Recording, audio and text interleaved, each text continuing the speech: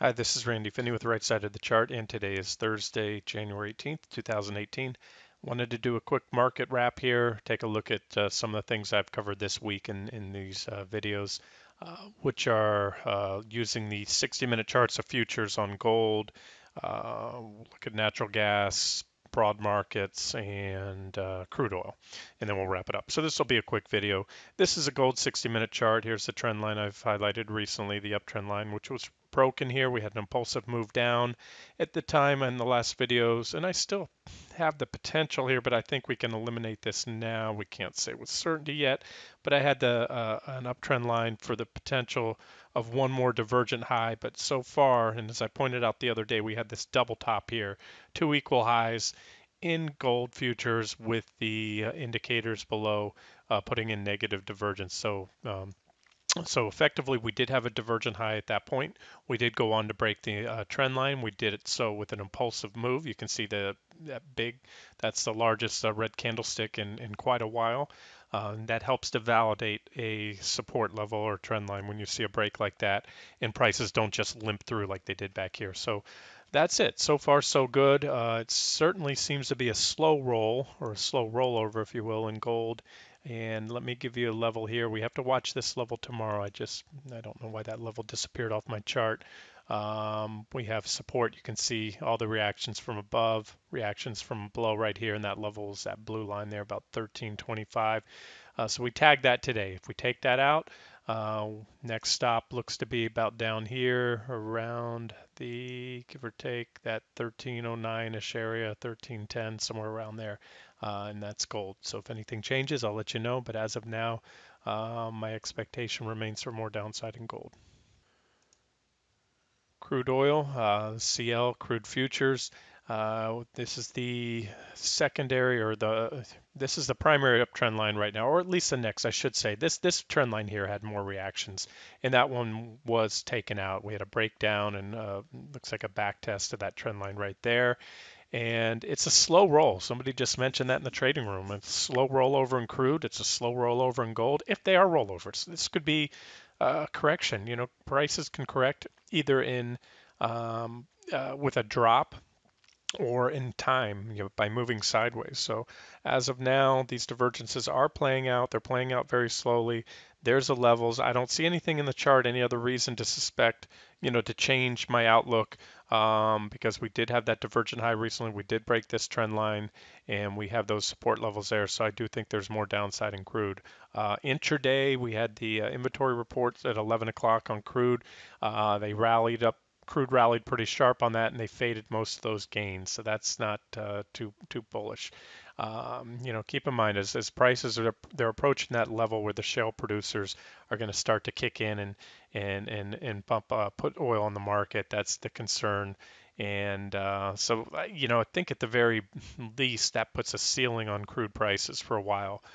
But I still do favor a pretty decent correction, and we have to take these levels out. And if these 60-minute charts continue to play out, we start breaking these supports, maybe build a little momentum to the downside. My focus will then move back out to the daily charts, and we'll look at some longer-term targets, or look to see if this correction, you know, may have run its course. Maybe this is all we get as this near-term target I'm looking at here around the $62 level on crude. But as of now, I do think there's more downside, and so far both gold and crude closed down today. Let's look at the other shiny metal. There's silver. I mentioned this level here. You can see this horizontal line. It's about 1692 on silver. That has contained all the pullbacks so far this year, you know, and even in late December. So let's watch that level. If we break there, that's another, you know, support level taken out, and that would of course be bearish for the gold mining stocks for those of you long GDX, or if you're short GDX, that would be a additional sell trigger for a GDX short. And next up would be natural gas. Quite the day in natural gas. You know, in my recent coverage, I highlighted this level, this black line here at about 322.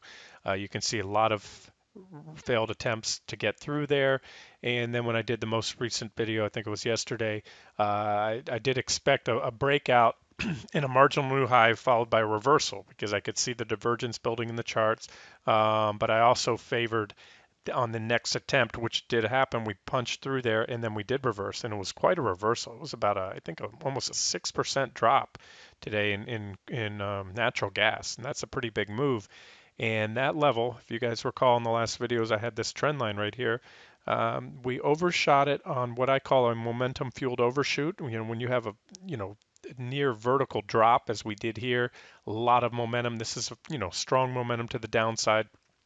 This is what I refer to as a momentum fueled overshoot. So we overshot that trend line briefly, snapped back above it, and then boom, followed by an nearly equally strong rally there. So quite a day in nat gas. I mean, this is where the volatility has been and usually is. So for active traders, active traders need volatility in the markets. That's when they make money, or they make most of their money when volatility is high. And again, I'm referring to very active traders, day traders, short-term swing traders. But this natural gas, this is where it's at if you want volatility. And it's been trading very well to the technicals. Everything for the last couple of months, I've had a lot of good trades in these. I think we had at least one official trade on the site, but a lot of these charts I post in the trading room. And I do this analysis for those of you that are trading futures or natural gas via any of the ETFs like UGAS, DGAS, DGAZ, any of those. So as where we go from now, being that we held that trend line support, I'm not too sure. I'm going to sit back and watch this. We could continue to work higher within this wedge. You can see that now that we held support. But I can tell you now that we've had another reaction. We had several back here on this trend line. This is a level to watch, as are these horizontal lines that I have here on the chart as well. Being this one down here, I think this is a pretty important support level, about 305, 305.4, somewhere around there. So near term, I don't know what nat gas does right now from where we're at, but I can say it ran right up to that 322-ish level. There it is. Yep, that same line that I was talking about before. That is resistance. It was taken out yesterday, but we failed that breakout. So, near term, that looks like resistance. We may pull back here. That could be the end of this rally. But I would just, stand aside for this one right now. But those are the levels if you want to trade it. Next up would be, let's look at, I don't cover this one often. This is the Dow futures, Dow Jones Industrials, but the chart is pretty clear.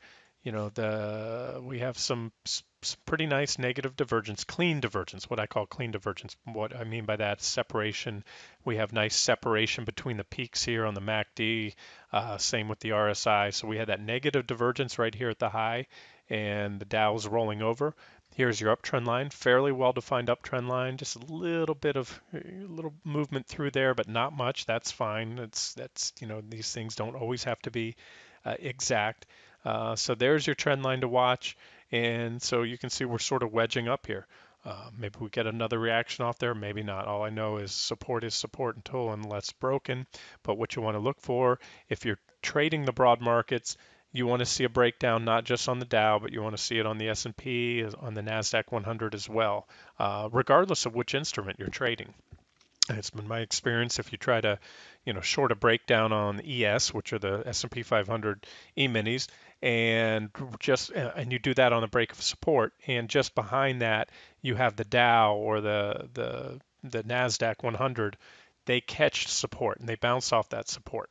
Then what will happen is that breakdown in the S&P 500 will most likely prove to be a false breakdown. Prices will snap back through the support level that you shorted. They'll snap back above it, and that short trade will fail. So when trading the broad markets, I like to keep them all on my radar, even if I'm only trading one particular instrument. So there's the Dow, and we'll just wrap this up with the S&P 500.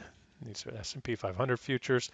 And you can see there we had that similar to gold. We had a small on relatively a small time frame double top high. We had equal highs there. We were already diverging at that first high. You can see we already had negative divergence in place.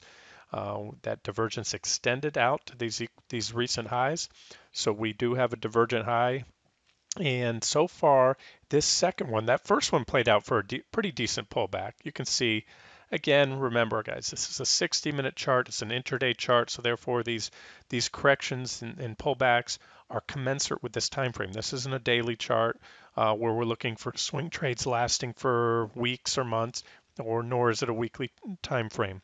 It's a 60-minute chart, intraday chart. Therefore, these pullbacks are small. Plus, the uptrend has been all since the beginning of the year, a very, very strong bid beneath the market. So any dips have been getting bought up quick.